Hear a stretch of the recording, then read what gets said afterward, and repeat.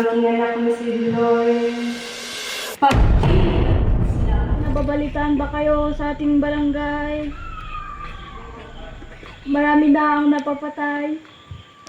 Oo, kapatid namin. Dahil sa aking anak, halika rito. Tingnan mo ang iyong biniktima. Siya, ang anak kong si Dolores na yung pinagsamantalahan. Wala kang hiya. Patawarin mo sila sapagkat hindi nila alam kanilang ginagawa. Alam ng Diyos ang inyong ginawa.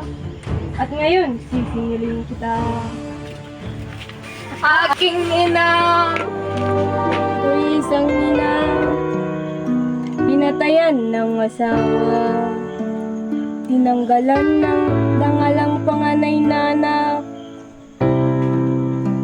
Nagtangkang maghiganti at pumaslang. Ngunit hindi humapos sa aking pag-iyak. Sapagkat ako si Lolo Negra. Ina! Huwag mo akong iwan! Ina!